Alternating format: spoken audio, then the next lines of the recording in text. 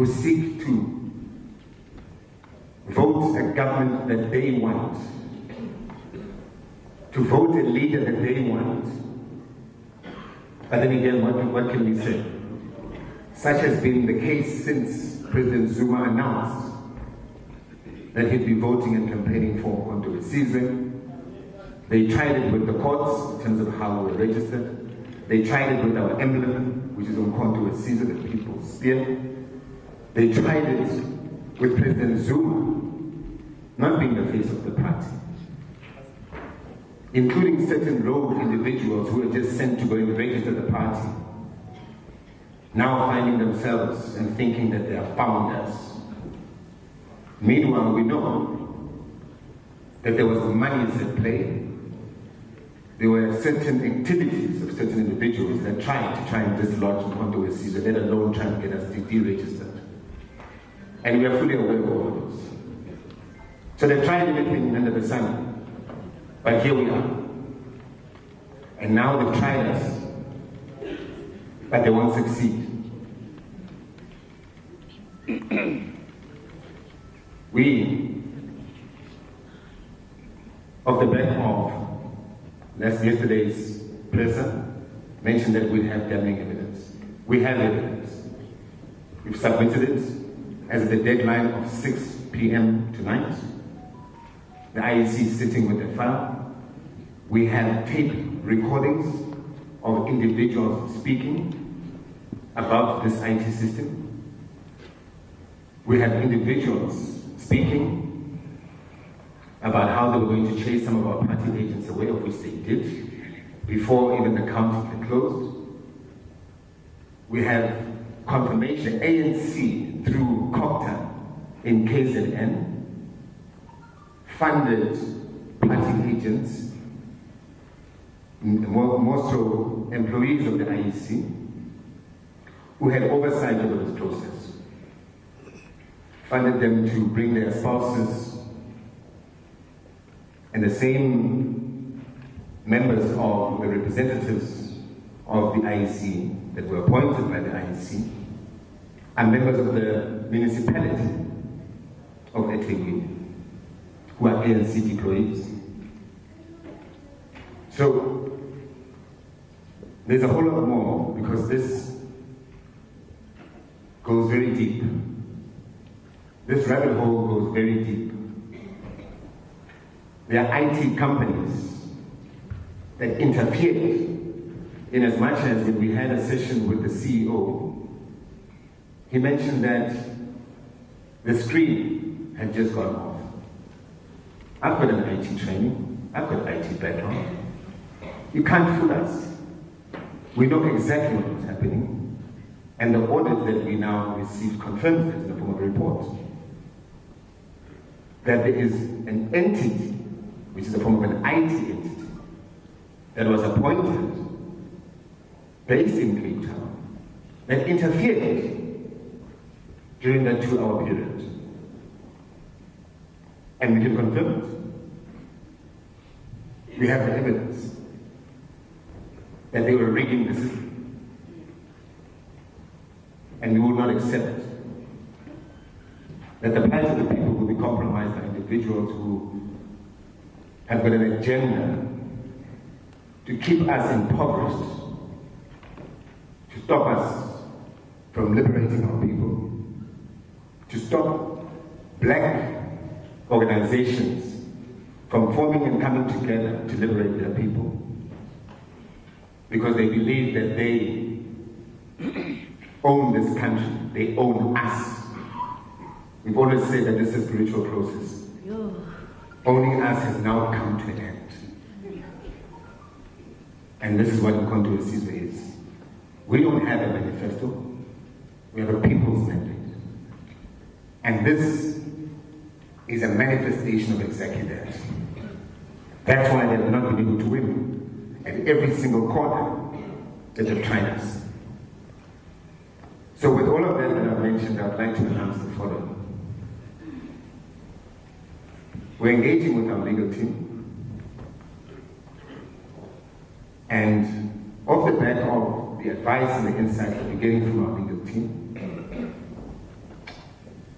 they have stated that we should, and we are, contemplating a revote. So it's no longer a recount. We want a total re-vote, is one thing that we're contemplating, of which is a decision that we will still communicate accordingly. The other point of the back of these translations and how serious these issues are, we are going to request for a commission of inquiry into this process, into these elections, in order for us to actually get down to the bottom of exactly what transpired. And we're going to push for that. Gone are the days when people are going to rig the future of the downtrodden children of this country. It won't happen. It stops now. And it stops in Mkhonto season. It stops with President Zuma, who will not tolerate any third coalitions. We always want to choose the majority. Because in order for us to effect organic change, we need to change this constitution. It's a fact. It can't be controlled by Roman Dutch laws. So, that's as it pertains to your question there. I'm not going to touch on the tribalism issue. Other than to say that when Mbeki was president of the ANC and he was voted, got a majority of his votes from that 2/3, it came from Eastern Cape. Was the ANC ever labeled a close about? The majority of that vote came from KZN. Was the ANC labeled the Zulu party? Was the tribalist party? So, people just try and sow divisions and bring about tribalism themselves, which is very dangerous. And we should shy away from that because Mkhonto season is not a tribalist party, and also it actually undermines the people that wanted to vote for it. Doesn't mean just because you're Zulu and you like Mkhonto season, you're tribalist. What is it? And why are we having these kind of conversations in this day and age when we should be focusing on actually transforming ourselves as a people?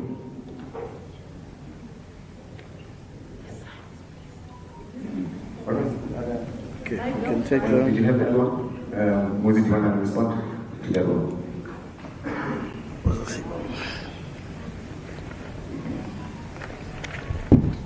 Is this mic on here?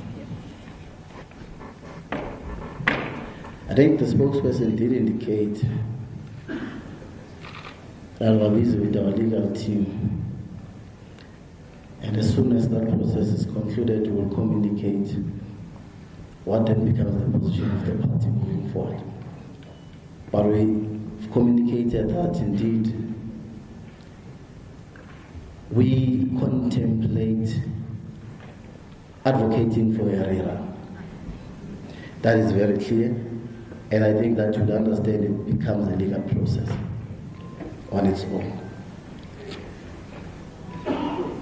But in relation to small parties, Umkhonto Isizwe Party is a movement that seeks to liberate even smaller parties from the tentacles of colonialism and corruption. It is indeed going to give them an opportunity to reorganize as well.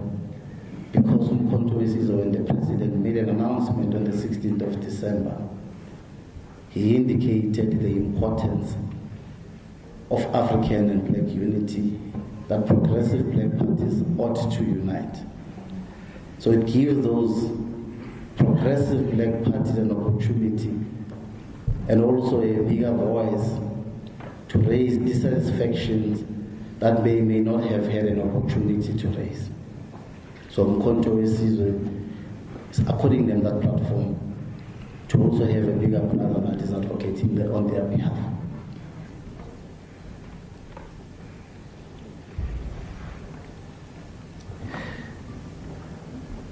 The evidence is provided to the IEC. We're not going to mention what kind of evidence that we've submitted in terms of our objection. But it is indeed submitted on the lead time that we were given before 6 p.m. today. And once the legal process, if it happens, you will know exactly what kind of evidence that you are referring to. So we're not going to be communicating on things that IEC ought to respond on through their the team that is dealing directly with the issues of objections. On, of course, this matter of tribalism, I think it's misplaced for this session. We're not going to entertain it, and we're not interested to respond on that one. IEC cannot dictate terms. IEC ought to be an institution that serves the interests of the people of this country. Whatever timeline that we have, they have the resources of the state to make sure that they run a process that's independent, transparent, accountable, and satisfactory to the citizens of this republic. If all of us are dissatisfied and not happy by the manner in which they've conducted this process that brought so much discontent, IEC cannot dictate the timelines. They ought to respect the will of the people. The very founding principles in the Constitution and the Freedom Charter, it says, and I will just cite an extract that no government can justly claim authority unless it is based on the will of the people. So if you are infringing on the very founding principles of the democratic republic of this country, there are no timelines that are going to be considered. You ought to follow a process that will support and assist in growing and developing this country. Thank you.